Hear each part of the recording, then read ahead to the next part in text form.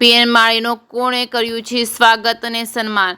તાજેતરમાં જ પીએન માળી દ્વારા આયોજિત એક ભવ્ય લોક ડાયરાનું આયોજન કરવામાં આવ્યું હતું. લોક ડાયરામાં કલાકારોએ શ્રોતાઓને મંત્રમુગ્ધ કર્યા હતા. કાર્યક્રમ દરમિયાન સમાજના અગ્રણીઓ અને ભાવિ ભક્તો દ્વારા ઉદાર હાથે ફાળો આપવામાં આવ્યો હતો. આ લોક ડાયરામાં એકત્ર થયેલા ₹1,55,00,000 જેટલા રૂપિયા જુદી જુદી ગૌશાળામાં આપવામાં આવ્યા હતા, જેમાંથી માલગઢ રામા બાપુ ગૌશાળાને એક નવું ટ્રેક્ટર અને ટ્રોલી અર્પણ કરવામાં આવ્યું હતું. ટ્રેક્ટર અને ટ્રોલી ગૌશાળાના સંચાલનમાં અને ગૌ માતાની સેવામાં ખૂબ જ ઉપયોગી બનશે. ગૌશાળાના સંચાલકો દ્વારા પીએન માળીનું ભવ્ય સ્વાગત સન્માન કરવામાં આવ્યું. આ પ્રસંગે ગૌશાળાના સંચાલકોએ પીએન માળી અને લોક ડાયરામાં ફાળો આપનાર તમામ દાતાઓનો હૃદયપૂર્વક આભાર વ્યક્ત કર્યો હતો. આ પ્રસંગે ખરેખર પ્રેરણાદાયક છે અને ડાયરામાં ફાળો આપનાર તમામ દાતા અને સમાજ અને જીવદયા પ્રેમીઓની પોતાની પ્રતિબદ્ધતા દર્શાવે છે અને આવા કાર્યોને સમાજમાં ઉર્જા ઉત્પન્ન કરે છે. તમામ ગૌશાળાના દાતાઓએ પીએન માળીનો ખૂબ ખૂબ આભાર વ્યક્ત કર્યો હતો. જે કેસ ગુજરાતી સાથે ભરત ઠક્કર, ડીસા.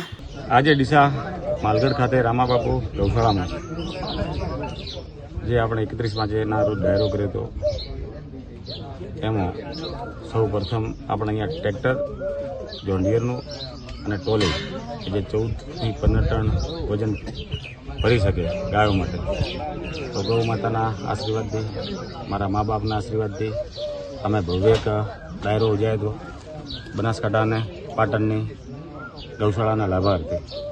ખૂબ લોકો, હજારોની સંખ્યામાં લોકો આવ્યા. ફ્રન્ટે ખૂબ આવ્યું અને અમે ગઈકાલ સુધી અને આજ સુધી ₹1,55,00,000 બધી જ ગૌશાળામાં બનાસકાંઠા અને પાટણ અર્પણ કરી દીધા છે.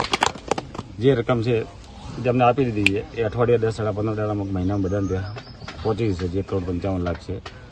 અને ગૌ માતા સદાય અમારી ઉપર આશીર્વાદ બની રહે કે આવા કાર્ય અમે સહભાગી થઈએ. અને મારું મિત્ર સર્કલ જે છે એ પણ ગુજરાતભરમાંથી જોડાયું હતું, એમનો પણ ખૂબ આભાર માનું છું. અને બનાસકાંઠા અને પાટણના લોકોનો ખૂબ ખૂબ આભાર માનું છું.